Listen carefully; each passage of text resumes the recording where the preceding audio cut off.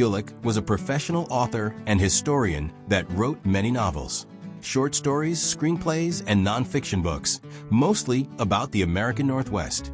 3 of his novels were adapted into major Hollywood movies from 1952 to 1965, and several others were sold, but the movies were never finished. It turns out that his father was Salem Warfel's first cousin, which makes Bill Gulick a second cousin to my mother, Rosalie Young, and her sister, Joyce Hawkes. This video tells the story of the Gulick family and their journey from New Jersey to Michigan and Bill's branch of the family to Kansas. It also will tell the story of Bill Gulick, who lived from 1916 to 2013. Henry Gulick with his wife, Martha Petty Gulick, and their children, along with Martha's parents, Jacob and Effie Petty, and Martha's siblings and their families, left northwestern New Jersey in the location marked red along the Delaware River in 1834 to claim land near Pontiac, Michigan that was available because of Jacob Petty's Revolutionary War service. The Daniel Warfel family left nearby Sunbury, Pennsylvania about 1810 and traveled a similar route to Buffalo, New York in the 1820s, with a stop near Owego, New York in between. By 1830, Daniel's son and William Warfel's father, Martin Warfel, was in Dexter, Michigan Territory, south of Pontiac. Daniel Warfel from Sunbury, Pennsylvania, was buried in 1853 in a cemetery between Dansville and Stockbridge, Michigan, where he went to farm with some of his children after arriving in Corcoran, Michigan by 1840. Daniel's son, Martin Warfel, was on a farm on Berry Road in 1853 near the newly established George Gulick Farm on Haslett Road, between Corcoran and Williamston, Michigan. In 1833, at the age of 73, Jacob Petty testified in New Jersey to obtain credit, due to his Revolutionary War service, to eventually purchase 422 acres near Clarkston, Michigan, north of Pontiac. His children's families may have contributed part of the funds required to get all of the acreage. Excerpts of that testimony are shown here. State of New Jersey. Warren County, on this 30th day of August 80, 1833. Personally appeared Jacob Petty, a resident of the township of Mansfield in said county, age 70, that he entered into the service of the United States as herein stated. I was born at township of Mansfield, county of Warren, state of New Jersey, in the year 1760. I have no record of my age and never had one, but I know my age from what my father told me and older brothers have told me. I am no scholar and cannot read nor write. When called into service, I went volunteer, was never drafted, and never went as a substitute for any person.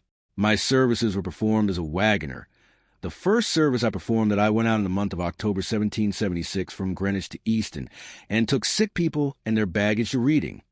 It was said the prisoners were part of Burgoyne's army that had been taken. I recollect carting several trips during the winter to the Valley Forge while the army laid there.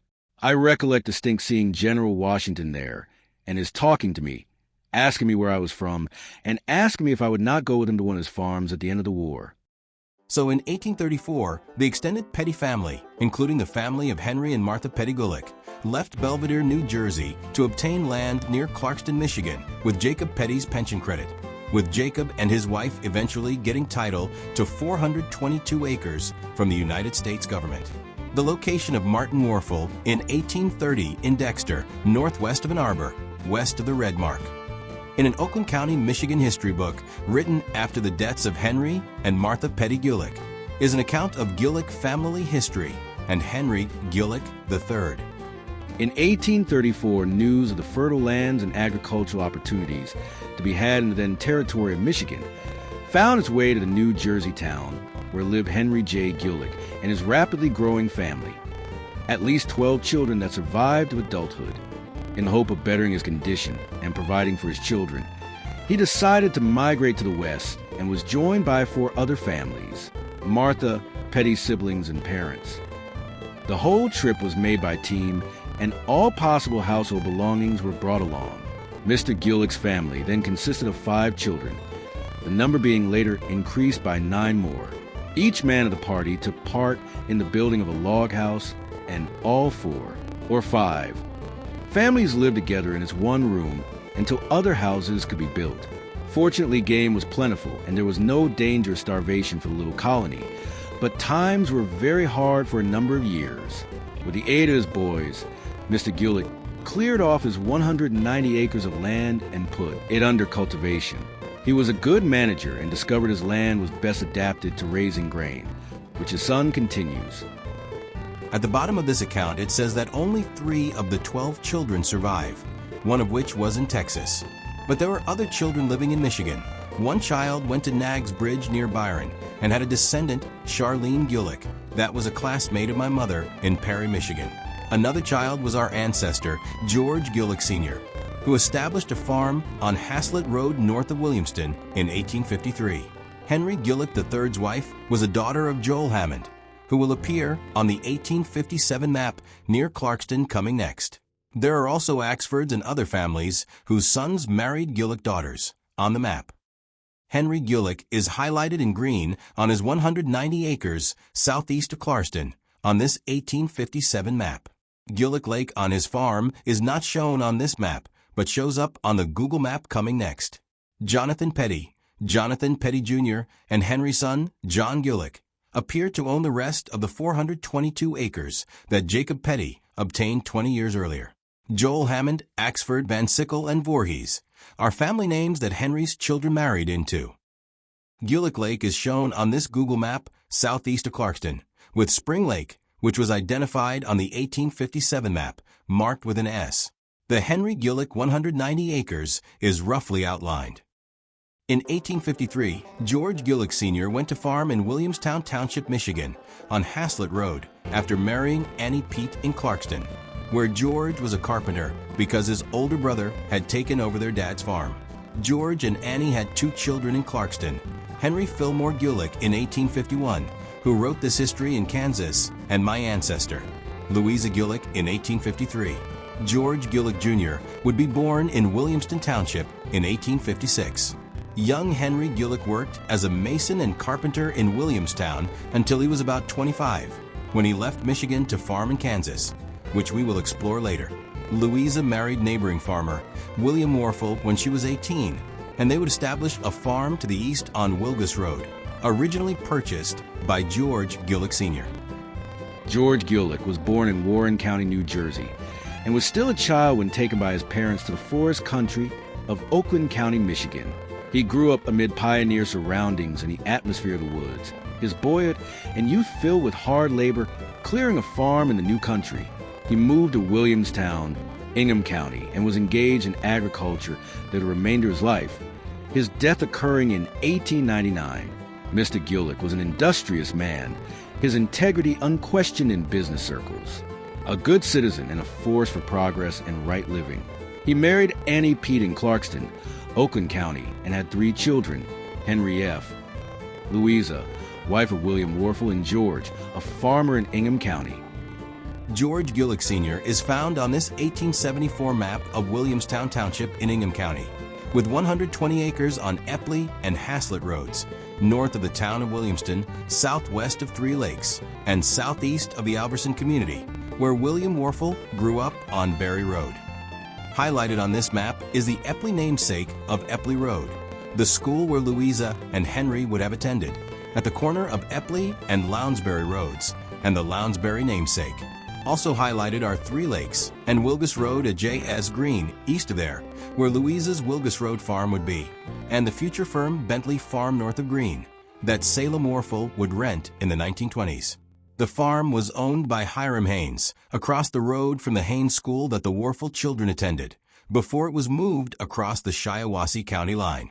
Relatives of the future husband of a Warfel, the Botsfords, are highlighted. North of Alverson, the former William Warfel's father's farm is highlighted, along with the farmer named Barry that the road was named for. Also highlighted is a cousin named G.W. Gulick, from Clarkston, but born in New York instead of New Jersey.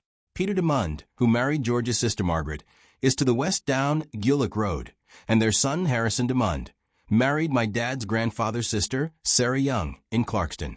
Harrison is next to John Van Sickle, who married George's sister Elizabeth in Clarkston. The DeMunds and G.W. Gulick were in New York State before going to Clarkston. This 1874 map shows the George Gulick Sr. farm that William and Louisa Gulick would eventually own, highlighted in Section 6 of Locke Township east of the George Gulick Sr. Farm, and 3 lakes in Williamstown Township. The 40 acres across Wilgus Road in Section 6 owned by M.C. Graves with a building on it was a parcel owned by William Warfel's father, Martin Warfel, and was on his probate record when he died in 1867. The Civil War ended in 1865, so both William Warfel and Henry F. Gulick were slightly too young to be swept up in the war. William's next older brother was a sniper in the Michigan Sharpshooters and was himself killed by a Confederate sniper at the early stages of a major battle in Virginia in 1864, leaving a young wife and 2 small daughters in Bath, Michigan. After the war, Henry Gulick was a mason and carpenter in the Williamston area, still on his dad's farm in 1870 and 1880. While William Warfel was living with his sister on her southwest Michigan farm in 1870, and may have worked in the northern Michigan timberland with another sister's son that winter. In the fall of 1871, William Warfel married Louisa Gulick at 23 and 18 years of age in Perry Township, Michigan.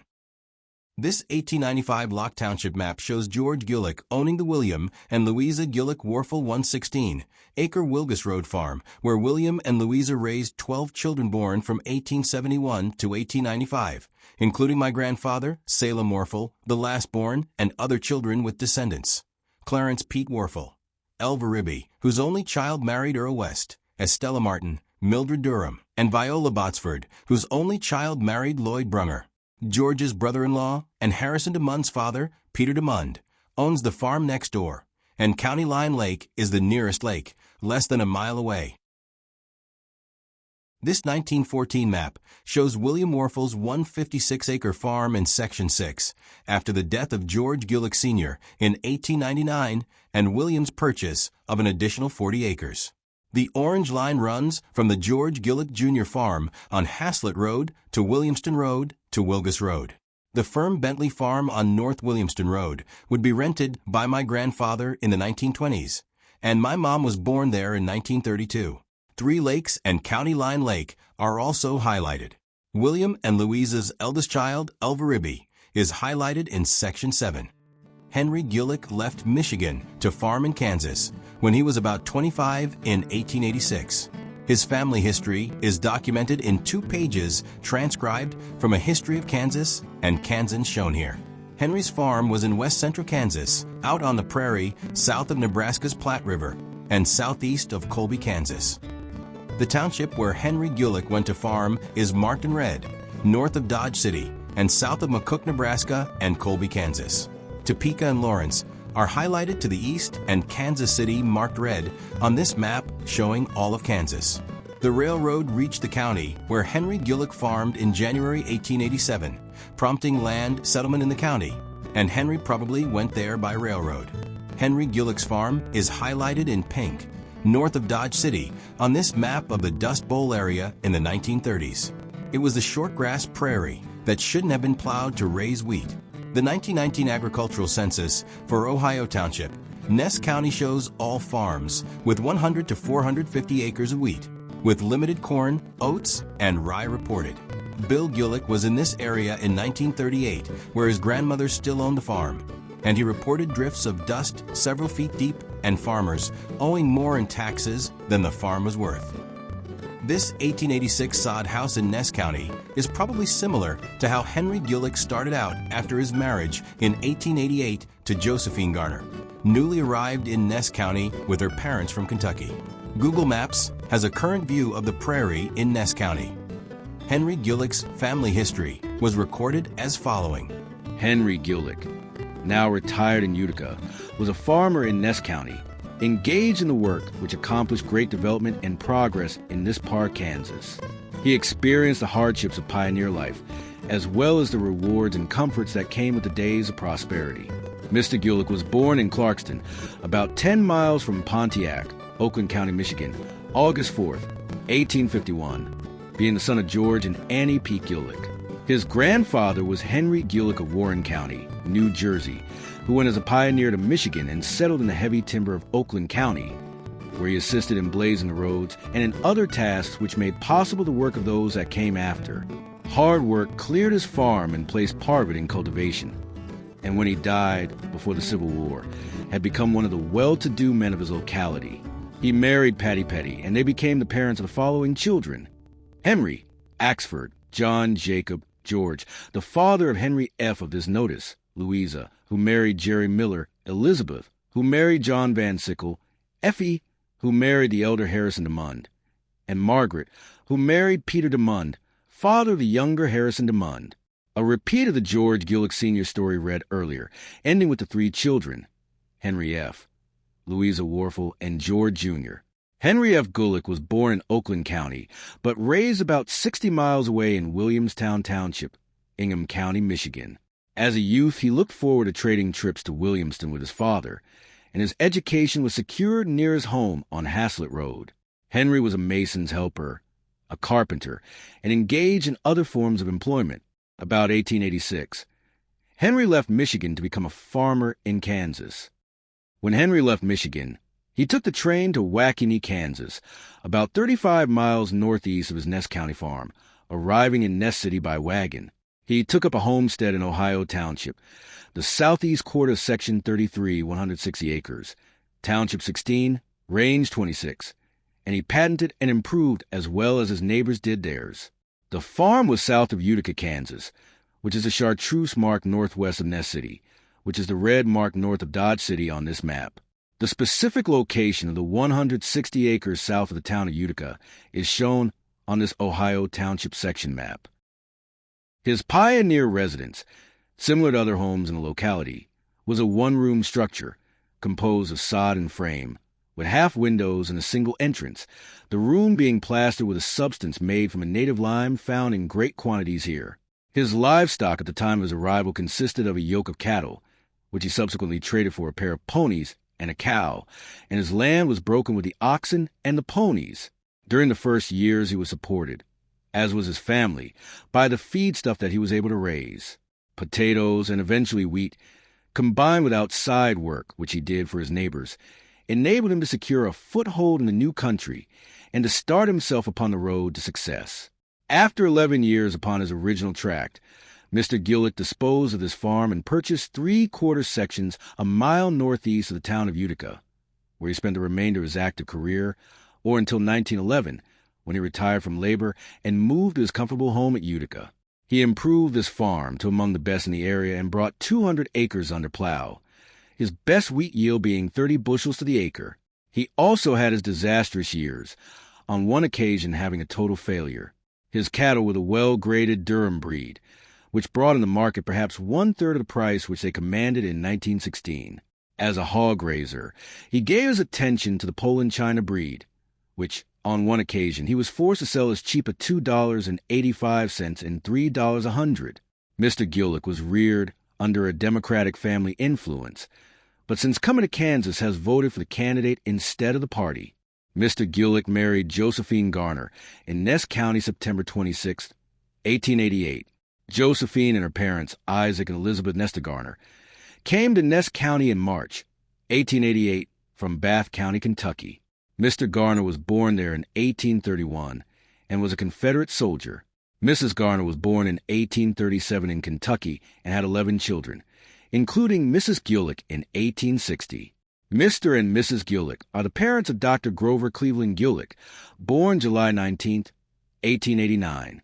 He is a graduate of the Kansas City Veterinary College and was engaged in a successful practice of his profession at Westphalia, Kansas, until appointed government meat inspector at Chicago. Dr. Gulick was married in Ness County August 1, 1910, to Miss Goldie Hall, a daughter of Henry Hall, and they are the parents of 2 children, Yvonne and Grover C. Jr. Grover C. Gulick would eventually be known as Bill Gulick, and 2 more children would be born to Grover and Golda Gulick in 1921 and 1925. After this writing, Yvonne was born in 1912, and Bill Gulick was born in 1916. Goldie Hall, on the left and second from left with her sisters, about the time of the marriage to Grover Gulick in 1910, was a 22-year-old school teacher in the country school in the township just north of Utica, Kansas, when she married Grover, who also lived just north of Utica, on his father's 3/4 sections at that time. Her family story was typical of the families that moved west to Kansas in the late 1800s, with hardship, tragedy, and hopes of a better life elsewhere. These photos are Goldie Haul's father, Henry Hall, the first with one of Goldie's older sisters around the time of Goldie's birth in Kansas in 1888, and the next at Henry's second marriage after the death of Goldie's mother in Kansas in 1893. The Hall family traveled from Ohio to Illinois, where Henry was born in 1853, and then to a farm near Coon Rapids, Iowa, between Des Moines, Iowa, and Omaha, Nebraska by 1860. Henry married Amelia, or Emily Kopic, near Coon Rapids in 1877. Emily had 4 children in Iowa by 1884, but Emily was sickly and one of the children died. So in 1885 the family, including Henry's parents and 3 of his siblings' families, decided to move to western Kansas, thinking the dry air would be better for their health.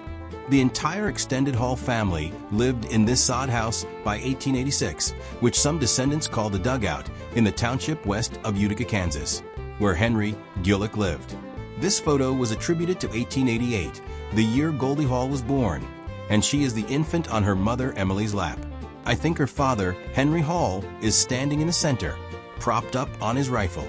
His father, brother-in-laws, and other kin are standing around him, along with their wives and children. In 1891, Emily would have another daughter, to complete the 5 Hall sisters seen in an earlier photo. But Emily would die in 1893, presumably at this same Kansas farm, as Henry Hall's father had died there in 1888. Henry Hall would move on to look for a wife to help raise his children, but the oldest daughter, Ada, would marry near Utica, Kansas in 1896 and stay on her husband's farm there. And Goldie Haul was found on the 1900 census as an adopted 12-year-old daughter of a childless couple from Kentucky in their 40s, in Ohio Township, where the town of Utica is located. The 4 other children, including Adela or Dolly, born in 1891, remained with their father. This 1910 census entry is in the township just north of Utica, Kansas, just a few miles from the Henry Gulick farm a mile northeast of Utica, on 3/4 sections. The top portion shows that Goldie M. Hall, age 22, is living on the Babcock family farm, and she was born in Kansas with her father born in Iowa, but he was really born in Illinois and mother born in Ohio. The bottom part says that Goldie, like the man below her, is a teacher in public school, and she can read and write. This photo is dated 1930 and shows Goldie Haul Gulick II from right with her 4 Hall sisters, probably in Oklahoma City. When married in Utica, Kansas, Goldie was a 22-year-old school teacher. Bill Gulick often cast young female characters in his books as school teachers, and Grover Gulick Sr. was 21, probably ready to attend Kansas City Veterinary College. But their first child, Yvonne Emily, named for Goldie's mother, was born January 3, 1912 in Utica, probably at the Henry Gulick farm. Perhaps near the fall of 1912, Dr. Grover Gulick would set up a veterinary practice in Westphalia, Kansas, to the east, between Kansas City and Wichita, Kansas.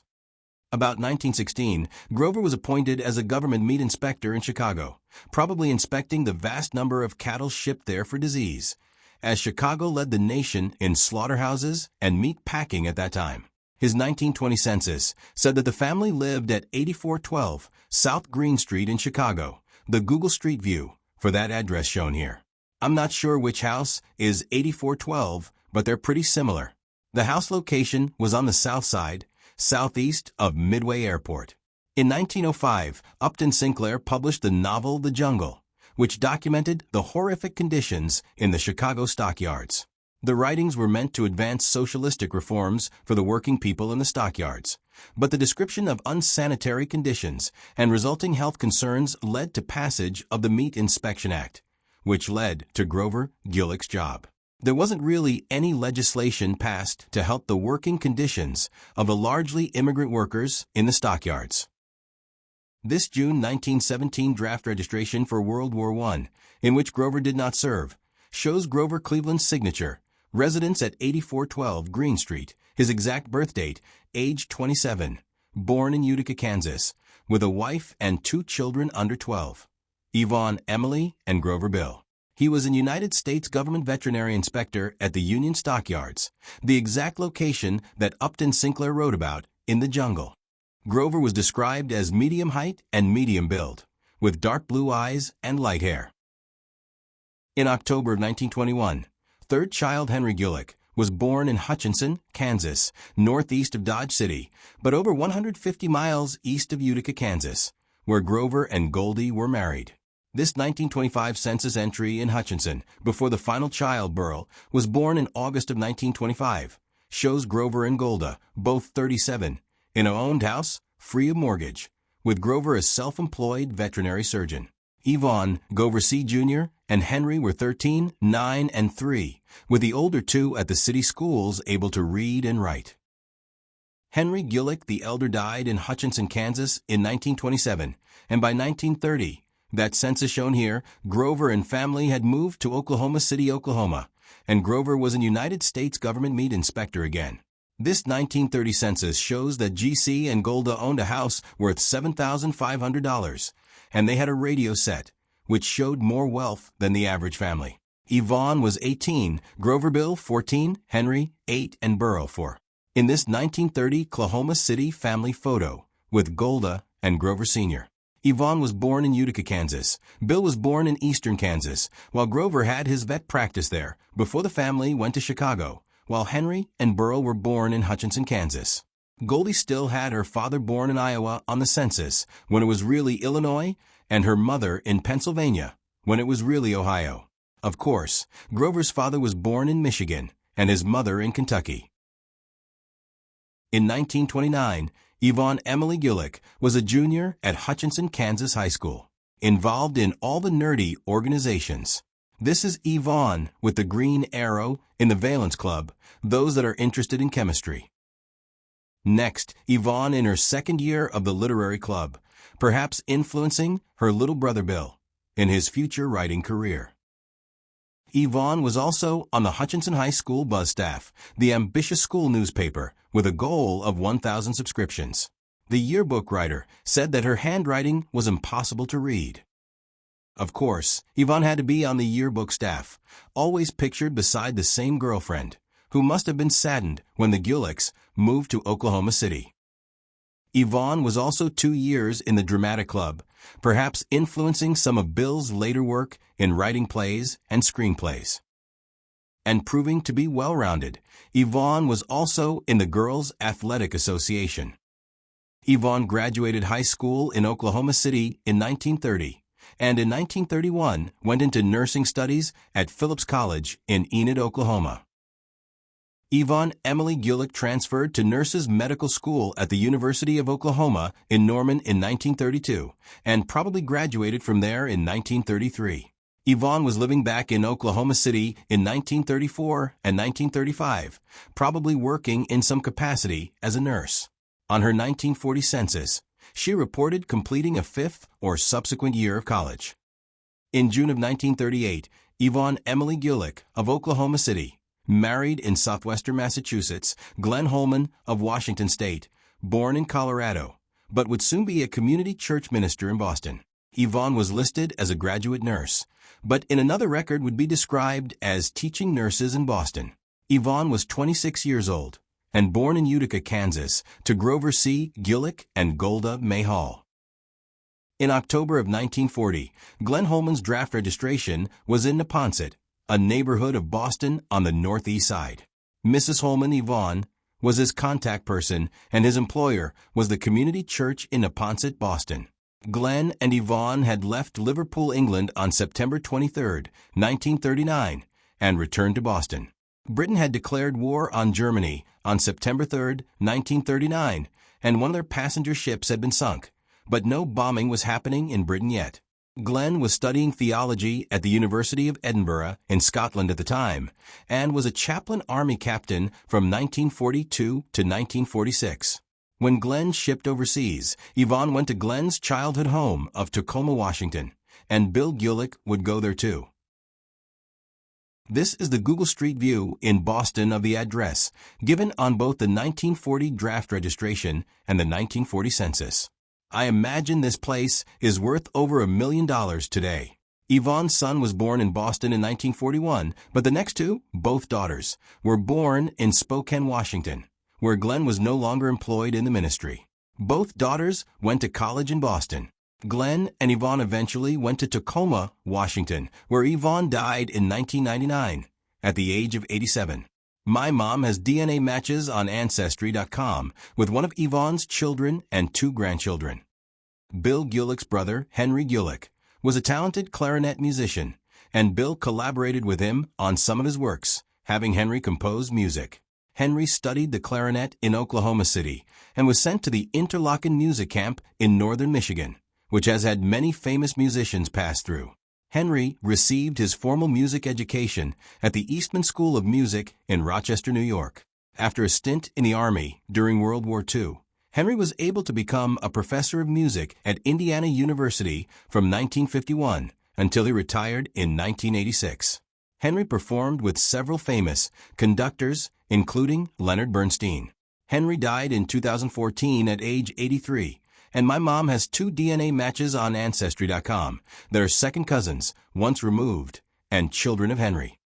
Burl Gulick served in the Coast Guard from 1943 to 1946 and attended Oklahoma City University. He married in 1950 and worked at his wife's family flower shop and nursery in Oklahoma City, where Burl died in 1999 at age 74. Burl, right, is shown here at a 1963 family reunion near Utica, Kansas, with Yvonne and Bill left. Bill Gulick, shown here in Hutchinson, Kansas and Oklahoma City at age 25 in 1941, graduated from Classen High School, Oklahoma City, in 1934. When Bill was born, his Kentucky-born grandmother wanted him to be named Grover Cleveland Gulick Jr., and his Kansan-born with Iowa roots mother fiercely objected, but eventually compromised with Grover C. only Gulick, saying he could choose his middle name when he was old enough to do so. After graduation in 1934, Bill went to the University of Oklahoma in Norman, just south of Oklahoma City, but for only 2 years and did not receive any type of degree. So in 1936, Bill went to work on the electrification of rural Oklahoma. In November 1935, FDR's Rural Electrification Administration provided the first loan in Oklahoma to a rural cooperative.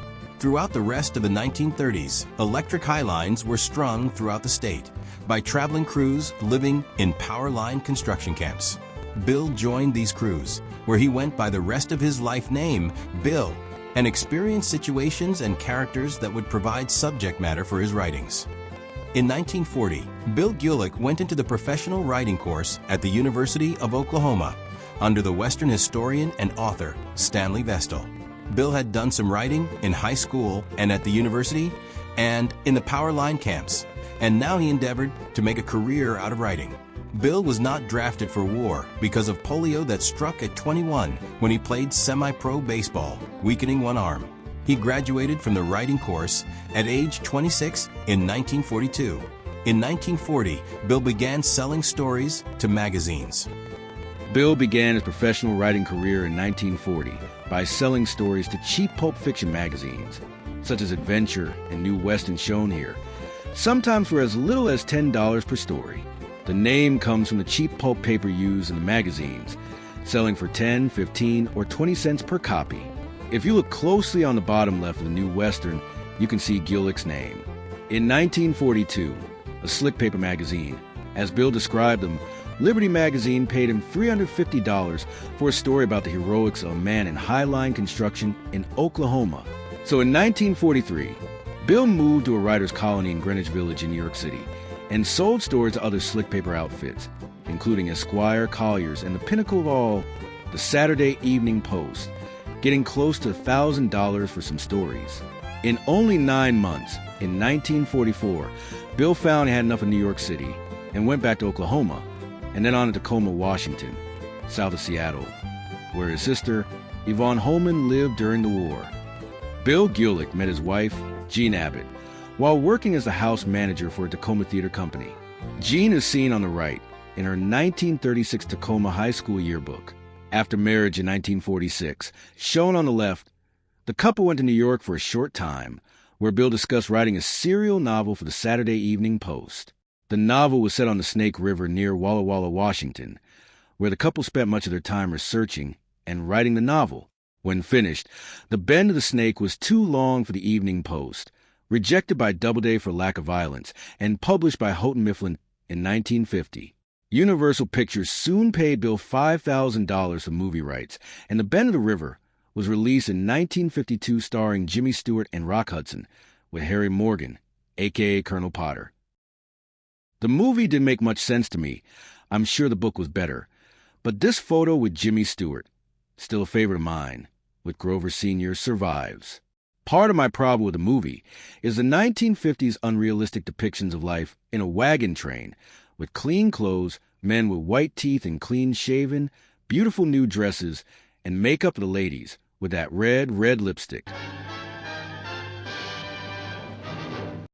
The movie was a box office success and gave Bill's novel plenty of recognition, which helped Bill's reputation in Hollywood. The Gulicks attended the movie premiere in Walla Walla after a mix-up at the world premiere in Portland, Oregon, and then did a little traveling. But Bill went back to writing in his house in Walla Walla, with his next novel coming out in 1952. In 1952, Bill published a novel, A Drum Calls West, about the dubious law at the gold mines in the Virginia City, Montana area in the 1860s. This was followed with 1,000 for the Caribou, about the cattle drives from North Oregon, across Washington, down the Caribou Trail, to the Fraser River gold mines in British Columbia, east of the Whistler Mountain Range, beginning in 1858. In 1955, 3 novelettes and 5 short stories were published in White Men, Red Men, and Mountain Men. Some of the stories had ran before in the Saturday Evening Post, and one story was made into the movie, The Road to Denver, in 1955. Bill was working on Showdown in the Sun in 1955, in Walla Walla, when he participated in the 100th anniversary of the 1855 Walla Walla Indian Treaty recognition. During that time, Bill sent the manuscript for Showdown in the Sun to his agent in Hollywood, where actor and producer Tyrone Power bought the rights and had a screenplay written. But Tyrone Power died during a movie shoot, and later attempts to make the movie failed. This photo, taken at the 1955 treaty recognition in Walla Walla, was from Bill's 1981 nonfiction book, Chief Joseph Country, Land of the Nez Perce. Bill, seated with the bow tie, was made an honorary tribal member and became an environmentalist and Indian rights advocate. Bill basically explained in a logical, factual, and historical manner how the Indian tribes were often mistreated and misunderstood. He also lamented, again in a logical rather than emotional manner, the damming of Pacific Northwest rivers and the resulting destruction of salmon and steelhead populations. Bill also commented on the terrible destruction and wasting of watersheds as a result of mining operations in the 1800s. While researching the 1855 treaty in Walla Walla, Bill became interested in the Captain Bonneville expedition into the Snake River country in the early 1830s. The result of this interest was what Bill described as a serious historical novel, The Land Beyond, published in 1958. Although the cover doesn't look very serious, with a white woman in late 1800s dress, when no white women were on the expedition, Bill's agent warned him about the marketability of a serious historical novel, and the cover was probably a marketing nod to that fact.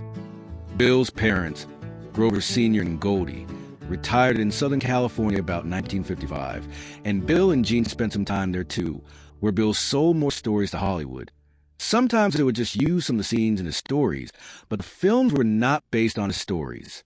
Bill also sold stories to TV shows and published a collection of short stories, The Shaming of Broken Horn, and a novel, The Moon-Eyed Appaloosa, in the early 60s. Also during this time he was writing his big historical novel, They Came to a Valley, which took 5 years to write.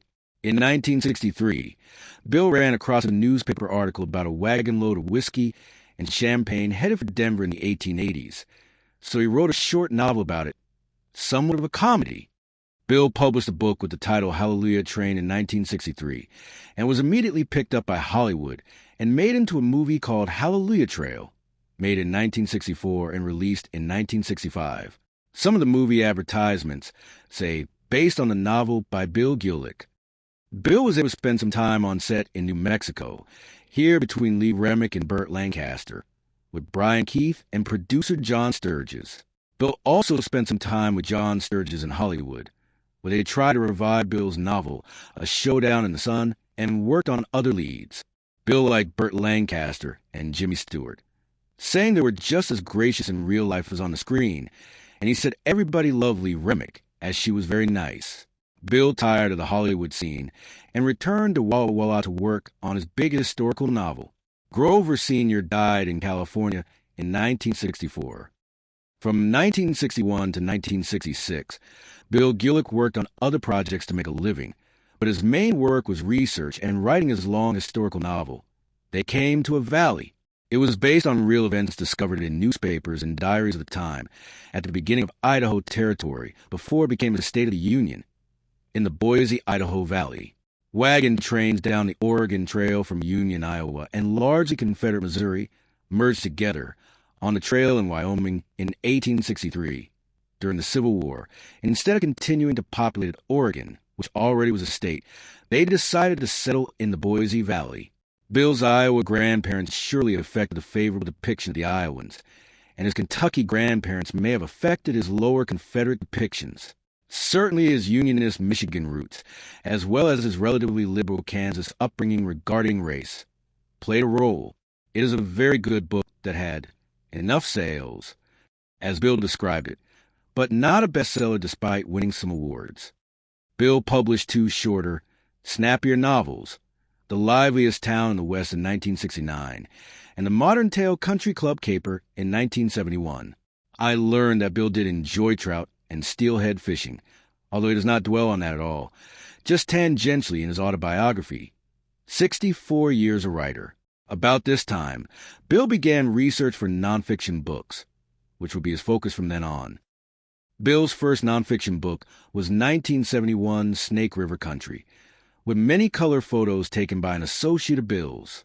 The snake starts at Jackson Lake in the Tetons, as shown in the cover photo. Chief Joseph Country is a history of the Nez Perce Indians from prehistoric times through and beyond the Chief Joseph flight in 1877, when he was captured south of Canada, and said, "I will fight no more forever," published in 1981. It is a very good history book, and Bill even discovered some things in his research that proved some of the accepted history wrong, such as proving William Clark had a Nez Perce son resulting from the Lewis and Clark expedition. It is a thorough history told from the Indians' point of view. Bill spent 3 years working on the outdoor play that began on July 4th, 1976, in Walla Walla, documenting Snake River history from before the Lewis and Clark expedition in 1804 through the Oregon Trail until about 1900. In 1979, Bill published a novel called Treasure in Hell's Canyon of the Snake River, based on real events in the 1880s, involving a gold mine and a wealthy Chinese businessman auctioning off 16-year-old virgins. Bill thought it would make a good movie, but promising Hollywood leads all fell through. So in 1987, after doing Nez Perce Country, Bill had a historical fiction novel, Northwest Destiny, published in 3 books because the publisher thought it was too long. Bill was quite disgusted with his dealing with Doubleday Publishing with the division of his crowning novel into 3 books, with less words than originally proposed. Bill was able to transfer the publishing rights for his Northwest trilogy to a new publisher in 1991 and was much better satisfied. Doubleday also did not publish the short novel, The Greatest Inventor in the West, later published elsewhere. Bill's mother, Goldie, had moved back to Oklahoma City after Grover Sr.'s death in California in 1964, and she died in Oklahoma in 1984 at age 96. Bill published The Roadside History of Oregon in 1990 through Mountain Press, but it took until 1996 to publish The Traveler's History of Washington after switching publishers midstream. During the process of finding new publishers, Bill decided he had one more big historical novel in him, publishing the first of the Roll on Columbia series in 1997 at the age of 81. It begins with John Jacob Astor's establishment in 1810 of the port of Astoria at the mouth of the Columbia River, and follows the family of a fictional officer on the ship Tonquin, sent by Astor to the port of Astoria in 1810. The ship's officer's son and grandson go on to become steamship captains on the Columbia River, witnessing the white settlement of the area, which happened in the first 3 books, which were published in 1997 and 1998. In 1999, the nonfiction book Manhunt was published about the 1902 pursuit of the escaped convict Harry Tracy. This was followed up by the nonfiction book Outlaws of Pacific Northwest, published in 2000. Bill's last two books were published after his autobiography, 64 Years as a Writer, was written. Steamboats on Northwest Rivers Before Dams was a nonfiction book published in 2004 that was inspired as an answer to the shipping industry's warning that navigation on the Columbia River would be impossible if some dams were removed. Book 4 of the Roll on Columbia series, The Dam Builders, was published in 2008 when Bill was 92. The book is a historical novel covering the period 1949 to 1975 on the Columbia River. Gene Gulick, shown here with Bill in 1983 with a Lifetime Achievement Western Writers Association Award, died in 2001 at age 84 from cancer. Bill, shown here in 1981, died in 2013 at age 97. This is a later picture of Bill at a book signing event. He mentioned his family in his autobiography, including his niece, Annette Holman of Tacoma, who is my mom's second cousin, once removed on Ancestry.com DNA.